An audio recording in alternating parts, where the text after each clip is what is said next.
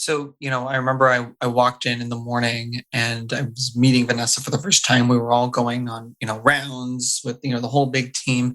And I will never forget, seeing her in the bed in the ICU.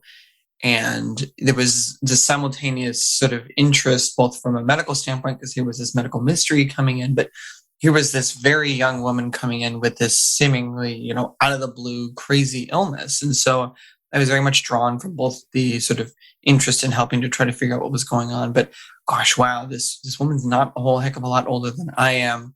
How can I be there to be of comfort to her as much as she's able to, and then especially, Dale, her husband, and later on her other family members. And I think over that time we had about 2.5, 3 weeks of working together. It was that part of that was the longevity of the sort of our longevity, I guess. And most people wouldn't think that 3 weeks is a long time, but I guess in the ICU or the hospital, that is sort of eons of time. For us, we got to build that relationship. But for me, what it was is when I would go into that room, it wouldn't be, I'm going in there as your medical student or doctor. I'm going in there as an individual trying to help you. And in any way, shape, or form that I could. And, I wasn't some world-renowned neurologist who was going to crack the case on what was going on. I could do what I could as a medical student, but I gave what I had to offer. And that was largely my compassion and my care. Hi, everyone, and welcome to the Missing Link for SLP's podcast. I'm Maddie, your host, speaker, and very passionate speech-language pathology advocate.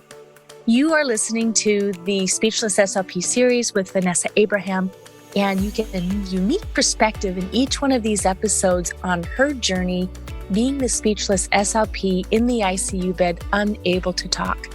So welcome to this series of the Missing Link for SLP's podcast. Glad you are here. Sit back, take a listen. So our two guests of honors today are Dr. Jared Rosen and our speechless SLP, Vanessa Abraham. And I want to tell you a little bit about them both before this conversation unravels too far, because their credentials are important and their story is even better. But let me tell you about Dr. Rosen first. Dr. Jared Rosen was born in Chicago and raised in the San Francisco Bay Area, the oldest of 3 kids.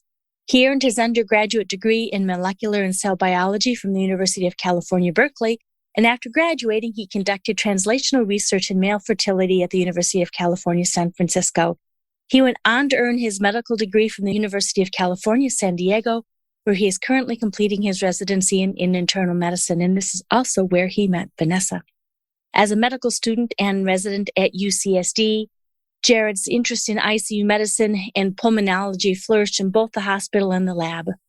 Now in the final weeks of residency, he is thrilled to be heading to his 4th UC this summer to complete a fellowship in pulmonary and critical care medicine at the University of California, Davis. In his free time, he loves cycling and hopelessly trying to keep indoor succulents alive. And that is Dr. Rosen. You just heard him speak. So our second guest of honor today is Vanessa Abraham, our speechless SLP. She is a wife, mother, and school-based speech-language pathologist. She learned firsthand what it's like to be on the receiving end of speech therapy services after experiencing a sudden onset critical illness that left her with limb and neck paralysis, as well as a PEG tube and a tracheostomy. She was thrown into rehabilitation world after being an independent and healthy and vibrant young mother. She went through swallowing studies, voice therapy, occupational therapy, physical therapy, the whole gamut. She had to learn to eat, talk, and move again. And her goal now is to help critically ill patients cope with a grief experience after a critical illness through speaking up about the topic of post-intensive care syndrome, depression, and anxiety in post-ICU. In addition, she strives to educate families and patients about the various rehab modalities that were successful for her. Welcome to this episode of the Missing Link for SLP's podcast. We continue on with our Speechless series with Vanessa Abraham, and our special guest today is Dr. Jared Rosen. Welcome, welcome. Thank you so much for having me. Thank you, Maddie, and thank you to you, Dr. Rosen, for being with me today. I'm going to cry, but you were there by my side during a very scary period of my life. And here you are 3 years later, still by my side and supporting my recovery in other ways. I remember in ICU telling you I would write a book, and I never imagined we'd be doing podcasts together. But a weird, twisted way, this is now a dream come true for me to have you here, and I can't thank you enough for this. This shows what an incredible, caring, and dedicated doctor you are. So thank you. Thank you both.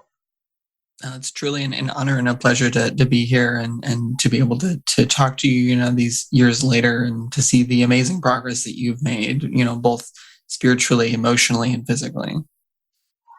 Thank you. We're going to talk a little bit today on your role about that. And when I first jumped on, I said, Dr. Rosen, and you're like, call me Jared. And I love it when you pull it down at the very beginning to this basic level. Can you give us a brief introduction of why you became a doctor and why you want to do what you want to do? Sure. Yeah. And it's funny because I remember, many years ago when I was first applying to medical school, and you have to write your personal statement, and everyone has this sort of same trite sort of general idea of I want to help people. And it's, everyone tells you, you can't write about that. You have to write about something else because everyone writes about that. But for me, it was very challenging because that was truly at the core of why I wanted to, go into medicine. Is I wanted to help people. I loved sort of puzzles and mysteries. And so getting to combine that with the humanistic side of this is I can actually try to help somebody by solving some puzzle or helping to figure things out, and then help guide people through just as a human, not as a doctor, but just as another human with them.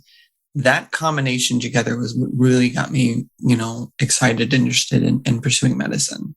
I can see that. It's one of my favorite things about working in the medical field as well. Mm-hmm. The challenges, and I love how you bring in the extra layer of working with the human side of things. Mm-hmm. Vanessa, when we were prepping for this podcast, mentioned how she was, I can let you talk about it, Vanessa, how you were laying in the bed and how when Jared walked in, how he was immediately able to build that trust. Tell me about that. Gosh, from the minute I met him, and I've told him this, I had this love-hate relationship with him. His body language, his demeanor towards me, he was always so kind. I think one of the things that really stood out for me, and I said this in a previous podcast, is that he treated my family too, and that gave me a sense of relief. I knew that he wasn't only there for me, but he was there for my husband. He was taking my husband to rounds. He was explaining things to him. My husband doesn't come from a medical background, and the fact that he was there for my husband, talking to him, making sure that he was sleeping at night, making sure he was going home at the end of the day. That just gave me a lot of reassurance in his care.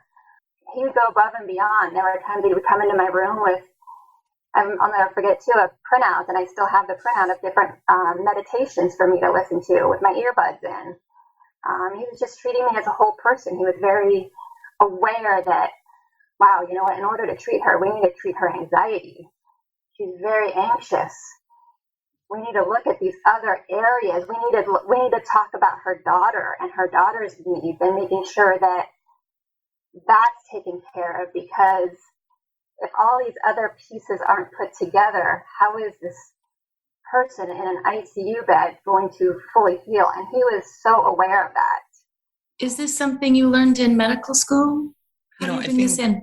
Yeah. I think, one of the great things in sort of recent years and maybe the last decade or so is that there has been certainly a shift in medical education, that we've focused a lot more on the humanistic side of what we're doing. Obviously still the scientific, aspect of it, but there's definitely a renewed or I guess a new sort of focus on the humanistic side. But, I think the people who actually showed up to those lectures or didn't show up, I think it really comes from within the individual is what I'm trying to get at. Is you can have as much training as you want, but it's really what is within here, what is within, your heart and soul that is going to motivate whether you would take that training in and run with it, or just kind of say, okay, well, I sat through that lecture, on to the next thing. And so I think we certainly get the training. And for those of us who are willing and open to that, it can be really helpful. And, I think that in my case was very much something that I was thinking about when I was in school.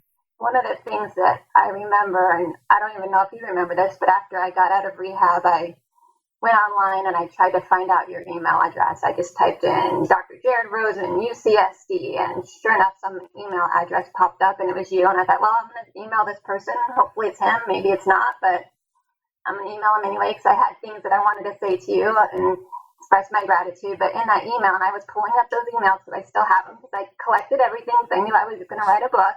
But one of the things that you said in that email was much of your recovery is tied to your emotional well-being. Mm-hmm. And here, 3 years later, that stands out in my mind, and it reminds me of how aware you were of not only my emotional well-being, but my entire family. He was on the phone with my parents. He was there, helping put these pictures up on my wall with my husband, making sure that I was looking at the pictures on my wall. They had somewhat of a vision board, Maddie, on my ICU room.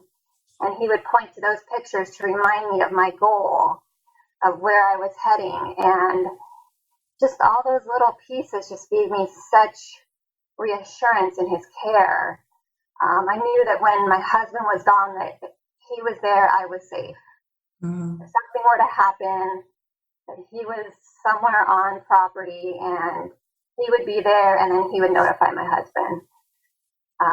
It was just such a comforting feeling when my anxiety was at a level 10 all the time.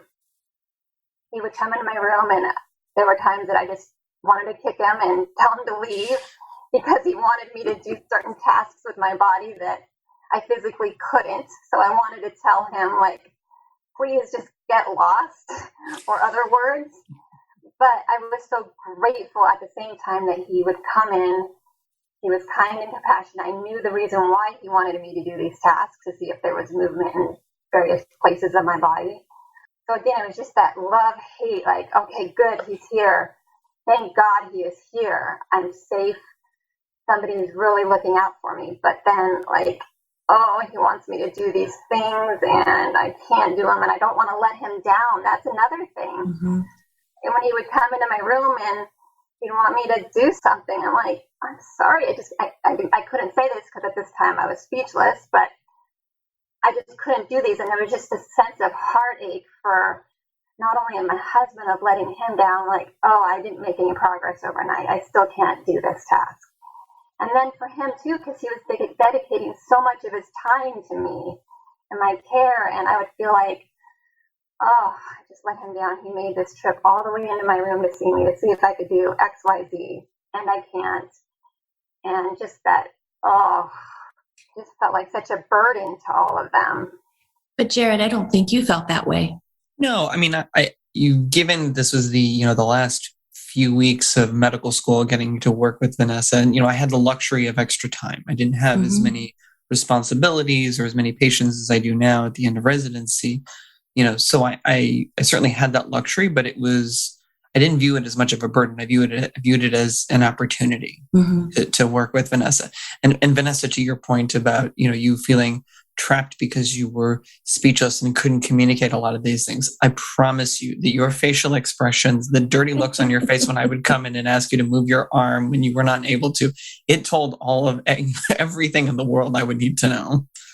What's it like communicating with a patient who is speechless, and you have these major medical events going on and you need to communicate with them? What's that like? Well, I would say that this was a very unique experience because Vanessa is, up until that point and still since then, the only speech language pathologist who I had the pleasure of working with. I will never forget when she was awake enough to point at one of the letter boards, and she's lightning fast. I'm there with Dale, and we're looking over her shoulder, and we're looking at each other like, what did she just say? Or what did she just try to spell out? Because she was way better and way faster at it than either of us were. It was almost very frustrating because I'd be like, hey, I'm sorry. Can you repeat that whole long sentence that you just spelled out, or that you just it was like a paragraph? And we're like, so I got cat. That was about it. And so I think that was sometimes challenging for us, and I'm sure very frustrating for her. And I remember, Vanessa, at some point you got some app where you could text out the words and it would read it aloud, sort of Stephen Hawking style. And it was a little bit easier for all of us. I think that eased a lot of the burden, but it was still really challenging because, the moments where things were calm and there wasn't a lot going on, that was easy. She could spell that out. And there were moments like when we attempted to extubate her, or, other really challenging moments where she was not able to sit there and calmly point out words or text on her phone. And that was, extremely challenging because there was only one-way communication. And we could say whatever we wanted, but she couldn't say what she wanted back. And I think that only from my perspective, at least, it seemed to only amplify, and rightfully so, just the fear and the terror and the anxiety. Mm-hmm. That's where the trust and the time you had put in at the beginning of establishing a relationship with her for the trust and the security came in just big time. But in a medical setting, people come to us at their worst, and we have to develop these relationships very quickly, very deeply. Yeah. Any thoughts on that? It's something I've thought about a lot over the years. And I think especially, having worked a lot during the pandemic, it's become particularly important and particularly salient. And I think you just learn how to do it. I'm not really sure. It's just sort of an organic process that you just learn to do. If you're, as most of us are in medicine, empathic, caring people, you learn to do it. You learn to go and walk into a room and say, hey, I'm Dr. So-and-so. I met your grandma 2 days ago. We need to talk about end of life for her. And you learn these skills. And I think a lot of it is really it's channeling you as a person. It's not about channeling. We talked earlier about sort of what training we get on this in medical school. Sure, we did these simulations, with actors as patients and learning how to have hard conversations. But what it really comes down to is how much are you able to channel yourself as an individual and your humanism. And I think that with some training will carry you as far as you need to go. How do people do that, though, for people who aren't there and who want to walk in, whether they're a medical SLP and they really want to connect, or a school SLP, and they have these students that they really want to connect? How do they reach down into that core? It comes naturally for you. I think when I've had to explain this to interns or to medical students, I say, what I want you to do is I want you to imagine this was your family member, or a close friend. And I want you to think about, how would you want them to be treated? What would you want them to be told? Or let's say you are the one in that bed over there. How would you want this to be explained to you? Or how would you want someone to behave towards you? And you're right. I mean, I think there's a certain degree that for certain people that comes a little bit more naturally than others. But, I think even for people, it's not as natural. If you really try to put yourself in the mindset of a loved one or yourself in that bed, you can start to really understand what you would want to be told to you. Thanks for giving me that pushback. I know a lot of listeners on the podcast, they see skilled people, skilled SLPs, skilled guests who come on and they're like, I want to be like that.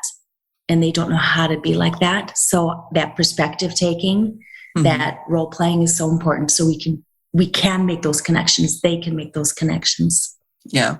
And I would say, as part of training when I was in school or in residency and things that I have done to practice, with the students or the interns who have worked with me, is we have done these sort of role play activities in a structured setting to kind of get a feel for it, because it is awkward at first.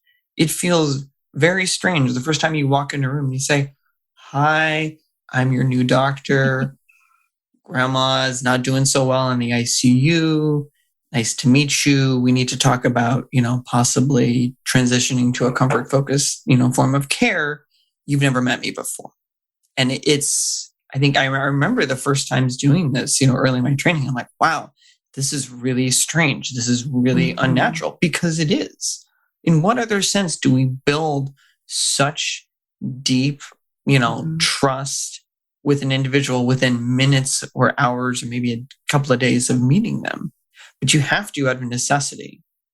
And so, you kind of have to just do it. You have to dive in. And so I've certainly done role playing in practice, and I think that certainly can help make those situations less awkward. But I mean, I remember my first times doing that where it was real time, and it's not easy. It's not perfectly natural. I think one of the things that comes to my mind when we're talking about this topic is something that we talk heavily about in the school setting, and that's some of your nonverbal language. Your eyes. How are you communicating with your eyes? COVID right now makes things challenging with mask usage in the hospital setting, but I remember, and I'm so fortunate that I was in the ICU pre-COVID times, but I could see your smile. To me, that was comforting. Okay, he would come in and, he would crack jokes with me and help alleviate some of that tension in the room. But some of those facial expressions and being able to approach the family member, shake hands with them, just the mere fact of Dale being able to go to rounds and stand next to you and lean on you, not so much in a physical way, but just having that connection. And again, those nonverbal body language, what you're doing with your hands, I think that sends a signal too. That's one of the things that with you too, that it was like, all right, your eyes, he's focused on me, he's looking at me, he would give me a smile, and when I was crying, you could see in his face that he was feeling it with me. Mm-hmm. And trust me, there were a lot of tears shed during that month. Mm-hmm. So she was your patient in your setting for a month? Yeah, I think it was about 3 weeks that whole time, Vanessa.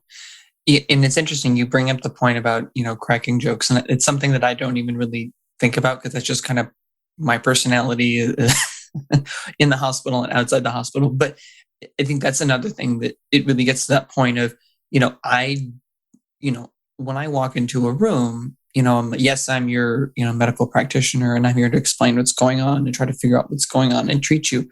But again, like, I try to think of myself as a person. I try not to put this wall between myself and my patients. I try to eliminate that wall. It's like, again, I am another person here with you. Yes, I have, a lot of training and experience, but I'm another person. And how can we just sit here and connect as people? And, whether you're in the ICU or, part of my residency, we work doing primary care at the VA. And I sit there and crack jokes with my patients in clinic, and I'm, try to connect with them, because that's how you get people to work with you. And that's how people feel comfortable telling you, really tough, challenging things, is trying to break down that barrier. And I've never had anybody, say, oh, well, you feel much more like a friend than my doctor. They still view me as their doctor, but they view me as somebody they want to talk to and they want to share things with.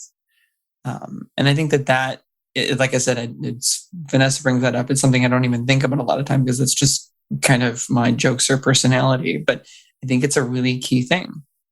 I think some of the jokes in the ICU setting, and I don't even know if you remember this, but I remember typing out on my keyboard or whatever I was using at that point, like, your jokes are horrible.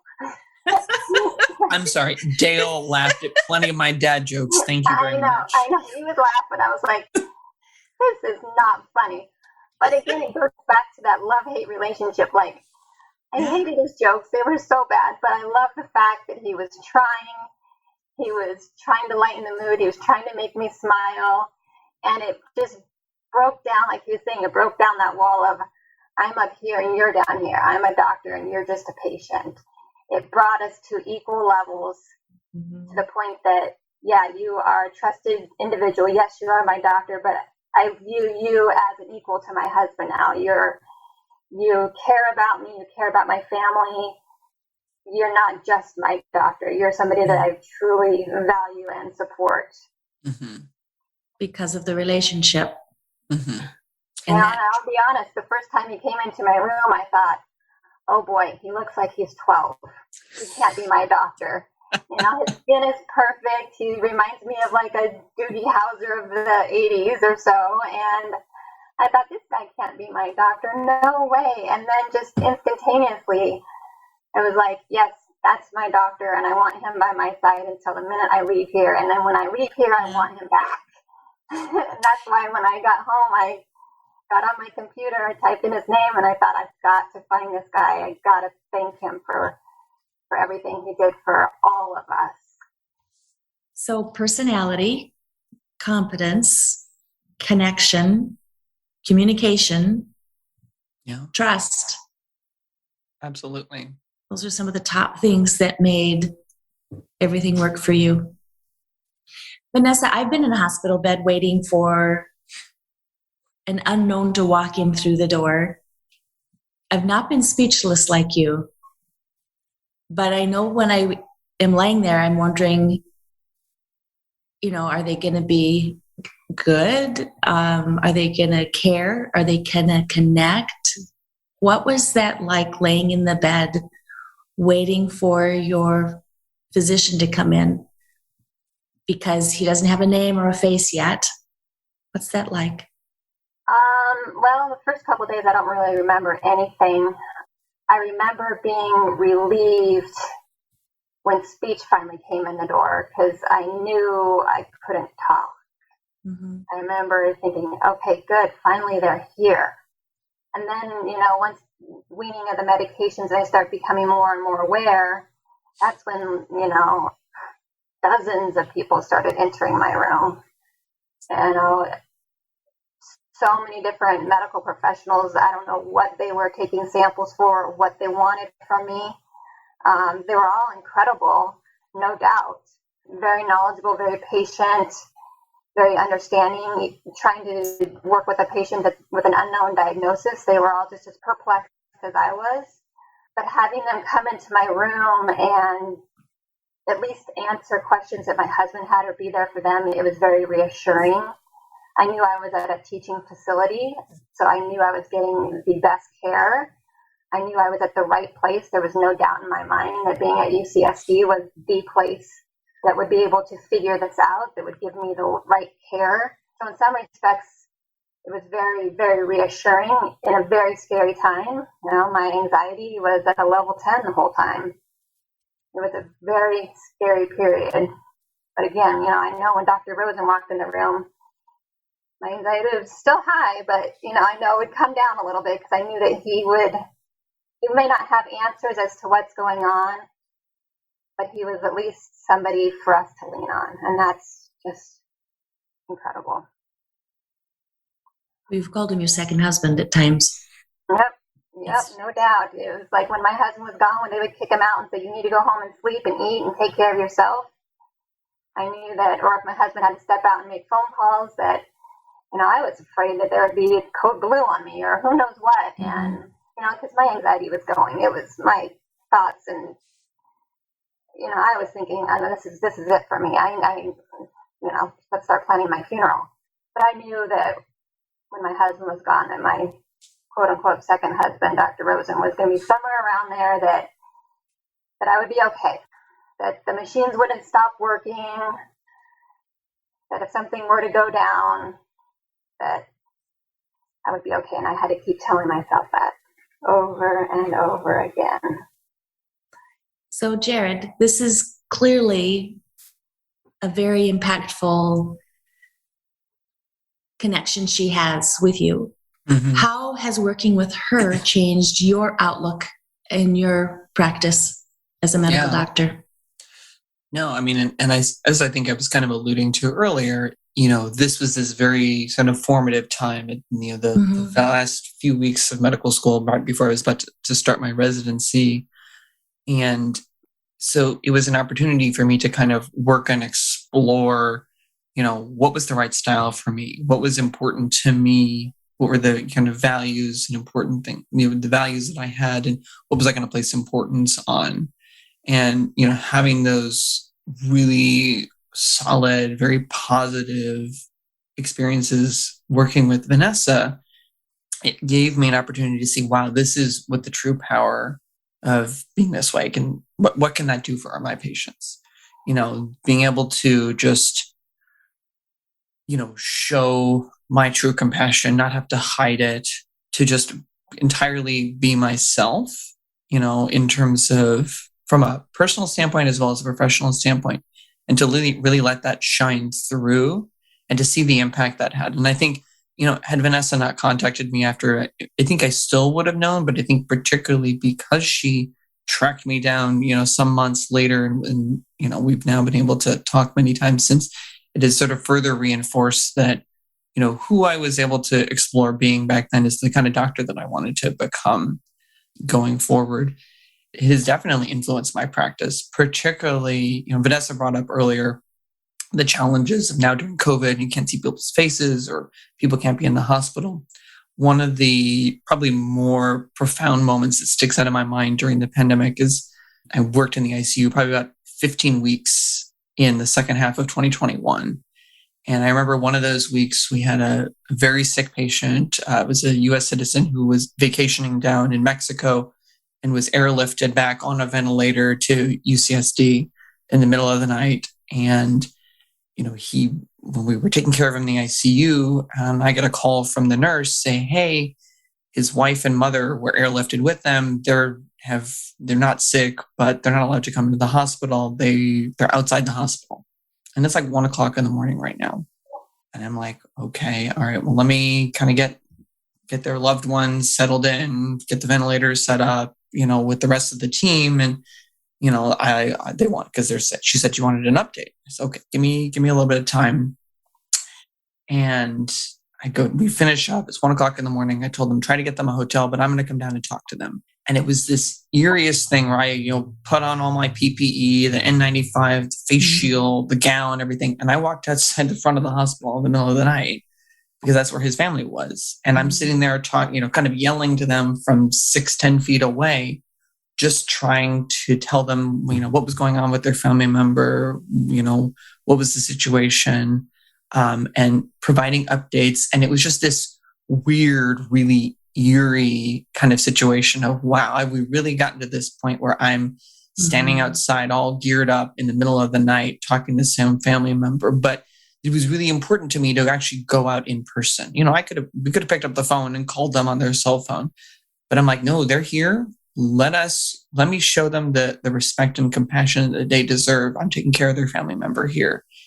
And it was just that moment, out of many of the moments from COVID really has stuck with me. And I've reflected on that as I've talked to Vanessa a bunch, that, it is those small little things, that can make a huge difference for that family. And I certainly hope that little extra step meant something extra to them and showed them in some small way the degree of compassion and care that their loved one is going to receive in the hospital.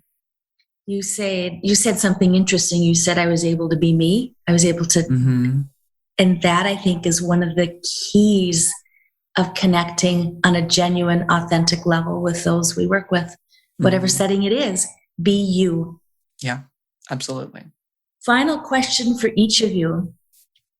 What words of advice do you have for the speech pathologist who is listening to this regarding physician-patient relationships? How do you make that? I know we've talked a lot about that connection, that trust, that security. Final words of advice for making that connection, especially for someone who's speechless. Well, I can speak from my own experience watching through the window. One of the first times that Vanessa had the opportunity to meet one of the speech pathologists. And I remember watching through the window of the ICU, and the speech pathologist is holding Vanessa's hand. And I remember looking through, and they're just both crying.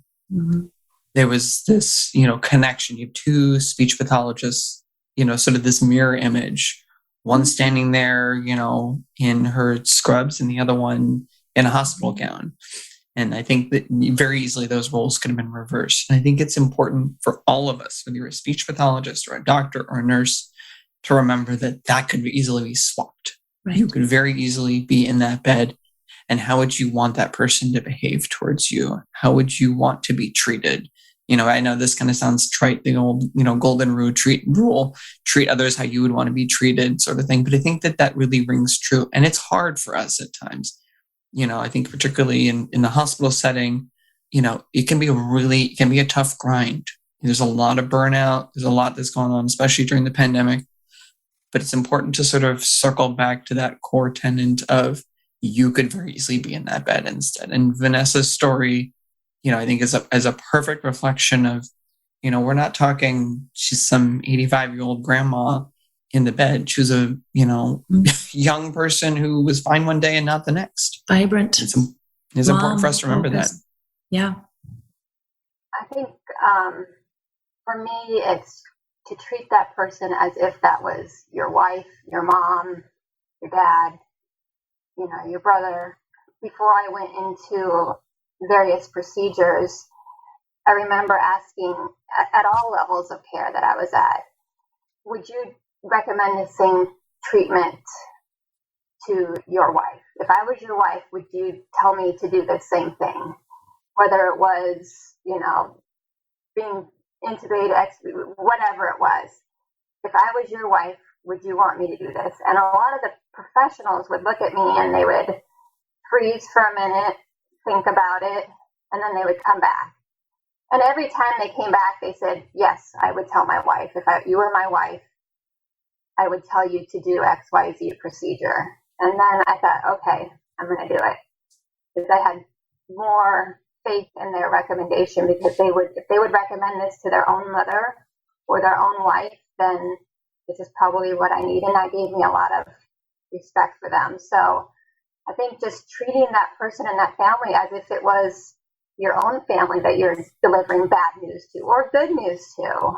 If you have to talk to them about a brain scan or a upcoming medical procedure that's very scary, talk to them like you're sitting down with your wife and, hold their hand through it and, resonate with them and try to understand that this is terribly scary. This family's life has just been flipped upside down. They were, for me, I was just this working mom, busy as can be, and within a week's time, everything was flipped upside down. So try as best as you can to put yourself in their shoes.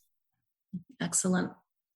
Well, as we wrap up this episode, I want to say thanks to each of you, Dr. Rosen, particularly for setting such a good example for all of us on how to be human and connect and show care and compassion.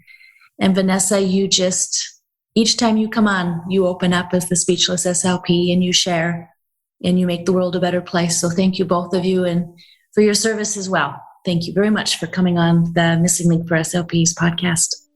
Thank you. Thank you. So, hey, SLPs, that concludes this episode of the Missing Link for SLPs podcast. Please visit my website at freshslp.com, follow me on Instagram, or jump on Facebook to connect in our safe and friendly Fresh SLP community, where we are empowering new and transitioning SLPs. If you found value in this episode or in any way had an aha moment, or I gave you a fresh perspective, please show me some SLP love and support me on iTunes or the Apple Podcast app, or subscribe to me on YouTube. You got